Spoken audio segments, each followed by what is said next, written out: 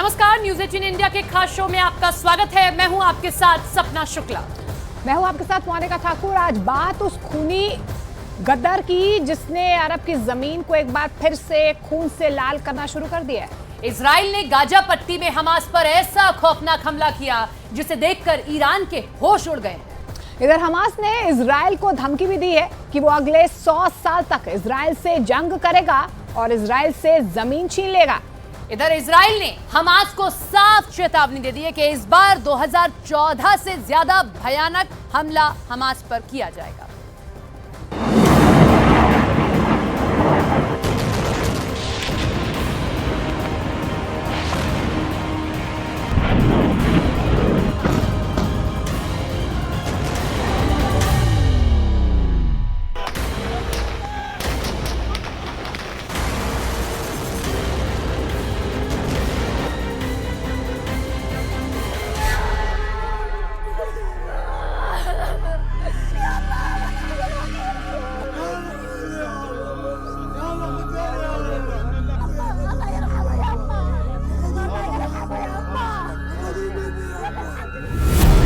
Gaza में खूनी हमला, इजरायल का रॉकेट युद्ध।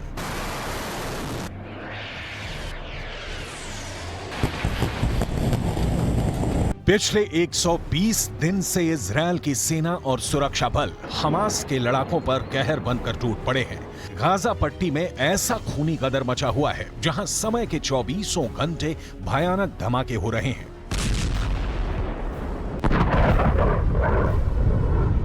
इजरायल ने दावा किया है कि उसने गाजा पट्टी में हमास के 3 सैन्य चौकियों को पूरी तरह से तबाह कर डाला है।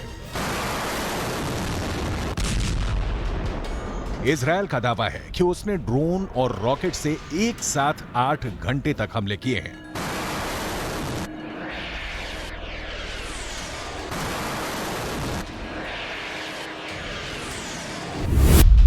एक 120 दिन में मारे हमास के 8 कमांडर।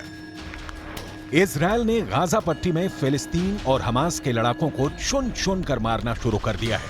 खबरों के मुताबिक 120 दिन में इजरायल की यहूदी सेना ने हमास के 8 मुस्लिम कमांडरों को जबरदस्त सर्जिकल स्ट्राइक में मार डाला है। इजरायल की एयरफोर्स, आर्मी और स्पेशल फोर्स ने पूरी तरह से गाजा पट्टी में हमास के लड़ाकों को पीछे धकेल दिया है।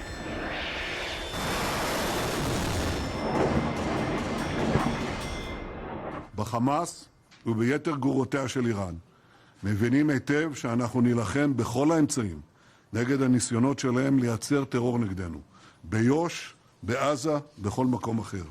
מי שינסה לפגוע בנו, מי שיממן, מי שיארגן, מי שישלח טרור נגד ישראל, ישלם את מלוא המחיר. 100 साल तक गोरिल्ला युद्ध, हमास की तीसरी कसम। इजरायल को फिलिस्तीन के मुद्दे पर चुनौती देने वाला हमास इतना ज्यादा खतरनाक हो चुका है कि इजरायल को अगर किसी से जरा भी डर लगता है तो वो है गाजा पट्टी में गदर काटने वाले हमास के लड़ाके। खबरों के मुताबिक पिछले एक हफ्ते में हमास के लड़ाकों ने इजरायल पर अंधाधुंध रॉकेट दागे हैं। हालांकि इजरायल के डिफेंस सिस्टम हमास के लड़ाकों पर भारी साबित हुआ है। गाजा में खूनी हमला, इजरायल का रॉकेट युद्ध। गाजा पट्टी में इस वक्त इजरायल और हमास के बीच साल 2014 जैसे हालात बन गए हैं, जब गाजा पट्टी में खून की नदियां बह गई थी। हम आपको बता दें कि 2014 में इजरायल और हमास में भयानक भिड़ंत हुई थी। 8 जुलाई 2014 से 26 अगस्त 2014 तक चली इस लड़ाई में 2100 फिलिस्तीनी और 73 इजरायली मारे गए थे। इसकी शुरुआत हुई थी गाजा में 3 इजरायली छात्रों की हत्या के बाद से, जिसके बाद से इजरायल ने गाजा पट्टी में इस दौरान इजरायल के चरमपंथियों ने एक फिलिस्तीनी लड़के को जलाकर मार दिया था। इस घटना के कुछ दिन बाद ही अचानक हमास ने इजरायल पर 40 रॉकेट दाग दिए। इसके बाद सब कुछ हाथ से निकल गया।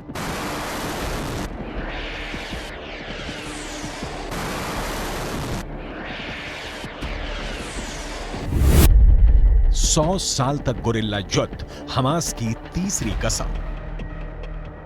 2014 में इजरायल ने हमास और फिलिस्तीनी लड़ाकों को तबाह करने के लिए कोई कसर नहीं छोड़ी। हमास ने इजरायल के इलाकों तक सुरंगें बना ली थी, जहां से हमास के लड़ाके इजरायल पर खूनी हमले कर रहे थे। रात और दिन हमास लगातार इजरायल पर हमले कर रहा था। उस वक्त इजरायल की एयरफोर्स टैंक आर्मी ने गाजा पट्टी में भयानक हमले किए थे। 2014 में हुई इस जंग में भयानक हत्याएं हुई। इसी दौरान पता चला कि हमास ने गाजा से इजरायल तक कई सुरंगें खोद रखी थीं। इजरायल ने इन सबको नेस्तो नाबूद कर दिया। हमास को आखिर हार माननी पड़ी और इजरायल को जीत हासिल हुई। लेकिन उसके बावजूद कट्टर और बेरहम हमास के लड़ाकों का प्रभाव गाजा में जरा भी कम नहीं हुआ। हमास को इजरायल के कट्टर दुश्मन लेबनान, ईरान और सीरिया से मदद मिल रही है। हमास को रॉकेट, भारी हथियार और गोला बारूद की कमी ईरान नहीं होने दे रहा है। इस्लामिक जिहाद के नाम पर इजरायल से जंग कर रहा हमास इजरायल के वजूद पर सबसे बड़ा खतरा बन चुका है। I think the Palestinians should be part of the process, but I don't think the Palestinians should have a veto over the process. And the reason we didn't have for a quarter century any new peace treaties after we made peace with Egypt and Jordan, we didn't have for 25 years a single new peace treaty because everybody said first you have to satisfy whatever the demands of the Palestinians are. You got to conclude a peace treaty with the Palestinians. Well, there was only one problem with that. The Palestinians don't want a peace with Israel, they want a peace instead of Israel. They don't want a state next to Israel, they want a state instead of Israel. So that wasn't going to get us anywhere. पिछले 24 घंटे में Israel के प्रधानमंत्री Benjamin Netanyahu ने साफ कर दिया है कि इस बार इस्लामिक जिहादी गाजा के लड़ाकों पर तब तक हमले होते रहेंगे जब तक कि गाजा पट्टी से गाजा लड़ाकों का पूरी तरह से सफाया नहीं हो जाता है। अब आप ये भी जान लीजिए कि इजरायल दुनिया का एकमात्र यहूदी देश है, जबकि फिलिस्तीन अरब मुस्लिम है जो इसी जमीन से आते हैं जिसे हम इजरायल कहते हैं। जब भी इजरायल का नाम आता है यही पता चलता है कि यहूदियों और मुसलमानों की लड़ाई 1000 साल से चल रही है। दावा किया जाता है कि इजरायल ने इस्लाम के खिलाफ जंग छेड़ रखी है।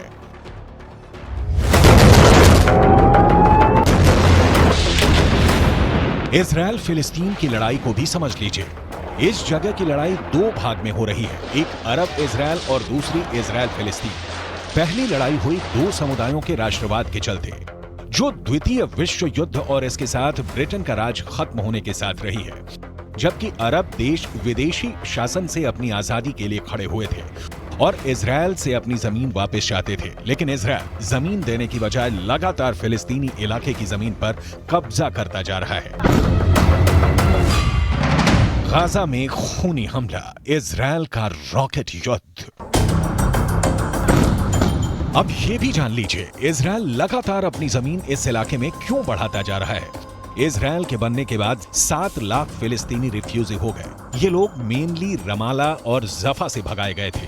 अब फिलिस्तीनी रिफ्यूजी की तादाद 70 लाख हो गई है। अब जब भी शांति की बात होती है तो फिलिस्तीन के लोग इन 70 लाख लोगों के घर को वापस दिलाए जाने की बात करते हैं। पर दिक्कत यह है कि अगर ये लोग वापस आ जाएं तो यहूदी अपने देश में ही माइनॉरिटी हो जाएंगे। फिर एक और दिक्कत है कि अगर वेस्ट बैंक और गाजा को दे भी दिया गया तो क्या गारंटी है कि मांग और नहीं बढ़ेगी। And I think it would be a grievous mistake to accept a Palestinian veto. They should be part of the process. They can benefit a great deal from the process. I'm willing to consider ways that they could benefit from the process without ever sacrificing our security or our national interests. But I think they can be part of the process, but not have a veto power over the process. Hamas फिलिस्तीन में काम करने वाला एक हथियारबंद Islamic चरमपंथी संगठन है, जिसके पास हजारों जिहादी लड़ाके हैं जो इजरायल को तबाह करने के लिए अपनी जान की रत्ती भर परवाह नहीं करते हैं। हमास के ऊपर इजरायल में कई हमले करने और हजारों लोगों को मौत के घाट उतारने के आरोप हैं। आज भी इजरायल में होने वाले हर एक हमले के पीछे इसी संगठन का हाथ बताया जाता है। हमास शुरू से ही इजरायल के अस्तित्व का विरोध करता रहा है। ये पूरे फिलिस्तीन क्षेत्र में इस्लामी राष्ट्र की स्थापना करना चाहता है। कैसे हुई थी हमास की स्थापना, ये भी जान लीजिए। हमास का गठन 1987 के जन आंदोलन के दौरान शेख अहमद यासिन ने किया था। इसका मुख्य उद्देश्य इजरायली कब्जे से फिलिस्तीनी क्षेत्र को छुड़ाकर इस्लामी देश की स्थापना करना है। हमास के मुख्य रूप से दो धड़े हैं, पहला राजनीतिक और दूसरा जंग करने वाला हथियारबंद जिहादी गुट। वर्तमान में हमास की कमान इस्माइल हानिया के हाथ में है। अगस्त 2021 की शुरुआत में हमास में निर्णय लेने वाली सर्वोच्च इकाई शूरा परिषद ने हानिया को 4 साल का नया कार्यकाल दिया था। इस्माइल हानिया हमास के संस्थापक अहमद यासीन का पूर्व सहयोगी है। हमास ने 1996 में अपने नेता याया अय्याश की हत्या के बाद इजरायल में कई बड़े हमले किए थे। इतना ही नहीं, 2000 में हमास ने इजरायल में कई आत्मघाती हमलों को भी अंजाम दिया था। 120 दिन में मारे हमास के 8 कमांडर।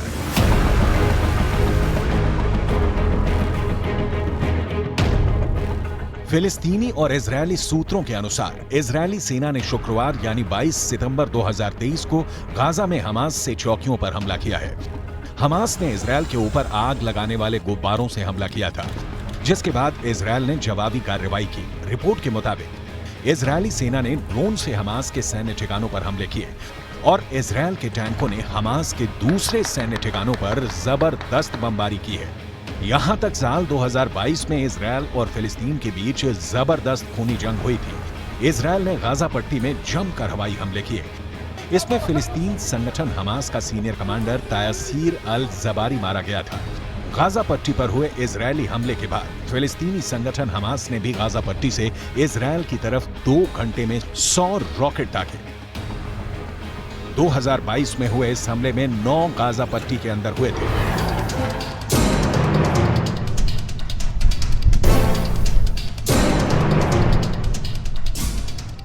मिडिल ईस्ट के इस इलाके में युद्ध कम से कम 100 साल से चला आ रहा है। यहाँ वेस्ट बैंक, गाजा पट्टी और गोलन हाइट्स जैसे इलाकों पर विवाद है। फिलिस्तीन इन इलाकों समेत पूर्वी यरूशलेम पर दावा जताता है। वहीं इजरायल यरूशलेम से अपना दावा छोड़ने को राजी नहीं है। गाजा पट्टी इजरायल और मिस्र के बीच में है। यहाँ फिलहाल हमास का कब्जा है, जो इजरायल का कट्टर विरोधी और दुश्मन है। अब देखना होगा कि इजरायल हमास के खिलाफ आखिर जंग कैसे जीतता है।